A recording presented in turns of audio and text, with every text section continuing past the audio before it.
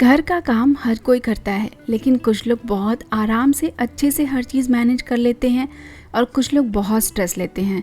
देखिए, स्ट्रेस लेने की तो बात ही नहीं आती है, क्योंकि ये ऐसा काम है जो हम धीरे धीरे सीख ही लेते हैं। बस यही है कि काम छोटा हो या बड़ा, उसको टाइम से कर लेना बहुत ज़रूरी है। काम को टालने से काम भी बढ़ जाता है और जो काम जल्दी हो जाना चाहिए वो बहुत टाइम लेता है। तो आज मैंने चावल का आटा निकाला और मुझे उसकी ज़रूरत थी, तो मैंने देखा कि उसमें जाले लगे हुए हैं और मैं बहुत करेक्ट टाइम पे निकाली। शायद मैं 1-2 हफ्ते के बाद निकालती तो वो पूरा ही ख़राब हो गया होता।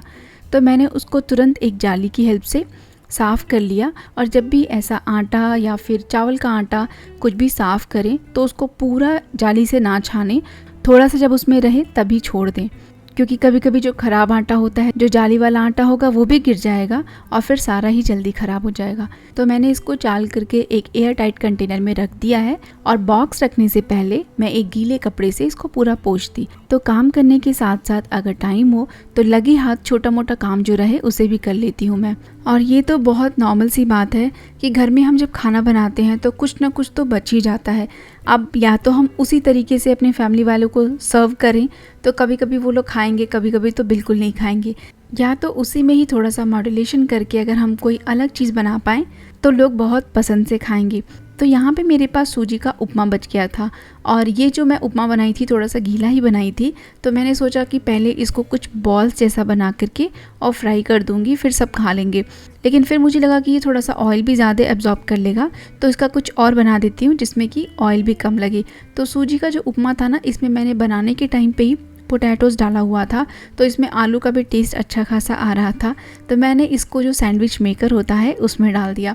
इसमें मैंने थोड़ा सा चावल का आटा डाला, उसके साथ कुछ मसाले जैसे कि थोड़ा सब मसाला डाला मैंने, जैसे कि कोरिएंडर पाउडर, गरम मसाला, क्यूमिन पाउडर, थोड़ा सा आमचूर पाउडर, नमक और रेड चिली पाउडर। ये सारा डाल करके मैंने इसमें फिल करके अच्छे से स्प्रेड कर दिया और सैंडविच मेकर में मैंने थोड़ा दोनों साइड घी लगा दिया। तो सच में मेरे घर में किसी ने भी गेस नहीं किया इसको कि ये उपमा का ही है। सबको यही लगा कि जो टिक्की बनाती हूँ उस टिक्की से मैंने सैंडविच यहाँ पे बनाया है। तो ये हमारी अपनी स्मार्टनेस होती है कि हम चीज़ों को कैसे यूज़ करें। घर के काम के साथ साथ अगर हम अपना ध्यान नहीं रखते हैं तो कुछ ही टाइम के बाद आप देखेंगे कि हमारे बालों का झड़ना, फेस पे भी बहुत सारे एक्ने आ जाना, ये सब हो जाता है। तो काम के साथ साथ अपना ध्यान रखना बहुत ज़रूरी है। अदरवाइज़ अगर कुछ प्रॉब्लम आ जाती है तो उसमें बहुत मेहनत करनी पड़ती है। पहले से ही हम अगर अपना ध्यान रखेंगे तो प्रॉब्लम ही जल्दी से नहीं आएगी। यहाँ पे मैं यूज़ कर रही हूँ अपना रोज़मेरी का सीरम। तो ये मेरा 3rd टाइम है जो मैं बना करके यूज़ कर रही हूँ और इसका इफ़ेक्ट तो मुझे अभी नहीं पता चल रहा है। जब मैं 3-4 महीने तक यूज़ करूँगी उसके बाद ही शायद मुझे इसका रिज़ल्ट पता चलेगा। तो जो मैं रोज़मेरी का सीरम बनाती हूँ उसमें मैं मेथी के सीड्स भी डालती हूँ। वो बहुत स्लिपरी होते हैं, तो उसकी वजह से जब मैं बालों में स्प्रे करती हूँ ना तो बाल में कॉम्ब भी बहुत अच्छे से हो जाता है। तो उसको मैं हेयर सीरम के जैसे यूज़ कर लेती हूँ। और मैंने एक चीज़ देखा है, जो लोग बहुत बिज़ी रहते हैं या वर्किंग होते हैं तो उनको किसी एक एरिया को अगर साफ़ करना होता है अपने घर में तो स्पेशली उसके लिए सोचना पड़ता है, प्लान करना पड़ता है। क्योंकि मैं काम करती हूँ तो मैं देखती हूँ मुझे एक एक चीज़ को साफ़ करने में बहुत टाइम लग जाता है।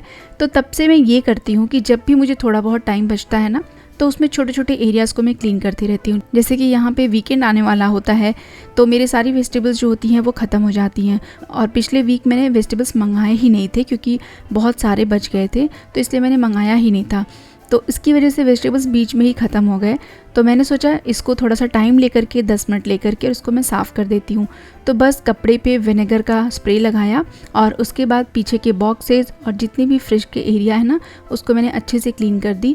और फ्रिज को हमेशा क्लीन रखने का सबसे बेस्ट तरीका है कि जब भी आपको एक एक सेक्शन खाली मिले तुरंत उसको क्लीन कर दीजिए, अगर आपके फ्रिज में सामान ज़्यादा रहता है तो आज का जो व्लॉग है ये एकदम मिक्स व्लॉग हो गया है। From cleaning to health care, skin care, सब कुछ है। तो हेल्थ केयर में अभी ये आता है कि आजकल तो आंवले हमेशा ही मिलते हैं, तो आपको आंवला मिले तो आप उसकी डिफरेंट रेसिपीज़ बना करके ज़रूर से खाएं। यहाँ पे मैं आंवले की लौंजी बोलिए या आंवले का हलवा बोलिए, ये बनाया है मैंने। और अपने आप को बीच बीच में याद दिलाते रहें कि आपने कुछ हेल्दी खाया है कि नहीं कुछ टाइम से। वो कुछ भी हो सकता है, कोई सीड्स हो सकते हैं, नट्स हो सकते हैं। तो जो इडली पात्र होता है मैं उसी में आंवले उबाल लेती हूँ, ऊपर सारे आंवले रख करके, और उसके बाद स्टीम कर दिया मैंने करीबन 12-15 मिनट के लिए। बहुत अच्छे से आंवले उसमें उबल जाते हैं। निकाल करके मैंने दूसरे प्लेट में रख लिया, और उबलने के बाद आंवले बीच से बहुत आराम से अलग भी हो जाते हैं। उसके बाद फिर आप यहाँ पे इसको मिक्सी में पीस सकते हैं, या फिर मेरे जैसे आप चॉपर में पीस सकते हैं। तो मैंने चॉपर में बस इसीलिए पीसा ताकि ये थोड़ा सा मतलब टेक्सचर्ड रहे, बहुत एकदम हलवा जैसा ना रहे।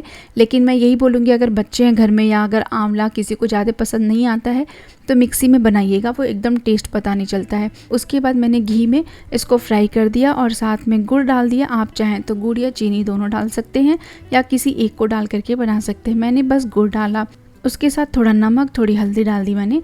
इसको थोड़ा खट्टा मीठा जैसा भी बना सकते हैं या पूरा मीठा बना सकते हैं। टेस्ट पूरा आप पे डिपेंड करता है, आप कैसे बनाइए। बस ऐसे ही इसको कुक करना है जब तक कि एकदम अच्छे से पक ना जाए। जब पकेगा तो घी जो इसमें से है वो अलग दिखने लगेगा। अगर आप ठंड के टाइम पे बना रहे हैं तो आप इसमें थोड़ा सा सौंठ का पाउडर भी ज़रूर से डालिएगा। और इसके अलावा जैसे अभी गर्मियाँ आ रही हैं तो आपको कच्चे आम मिलेंगे, तो आप आम का पन्ना पीजिए, आप नींबू पानी पीजिए और कुकुम्बर वगैरह खाइए। थोड़ा सा सीज़न के हिसाब से अपना ध्यान रखना बहुत ज़रूरी है, अदरवाइज़ बॉडी में डिहाइड्रेशन हो जाता है। गर्मी में तो बहुत सारी प्रॉब्लम्स आती हैं, तो थोड़ा सा बॉडी को कूल रखने वाली चीज़ें जितनी भी है ना वो खाने की कोशिश करें। यहाँ पे भी मार्केट में कच्चे आम आने लगे हैं, थोड़ा सा और टाइम बीत जाएगा, उसके बाद मैं मंगा करके और आम पन्ना बना करके मैं स्टोर करके अपने फ्रिज में रखती हूँ। एकदम उसका कॉन्सेंट्रेट बना करके रखती हूँ, और जब भी पीना हो उसमें से थोड़ा सा निकाला, पानी मिक्स करके पी लिया। बहुत टेस्टी लगता है। तो यही था आज का व्लॉग। ओवरऑल व्लॉग का मतलब यही था कि लाइफ को हमें बैलेंस करके चलना पड़ता है। अगर नहीं आता है तो उससे भी घबराने की ज़रूरत नहीं है। थोड़ा सा टाइम दे करके, थोड़ा सा स्लो डाउन हो करके एक बार अपनी चीज़ों को एनालाइज करें, देखें कि कब किस चीज़ को कैसे सेट करने से आपको आराम रहेगा, और उस हिसाब से आप चीज़ों को सेट कर लें। तो यही था आज का व्लॉग, एक मैसेज था आप सब लोग के लिए। आई होप आपको अच्छा लगा होगा। Thank you so much for watching. Bye bye, take care.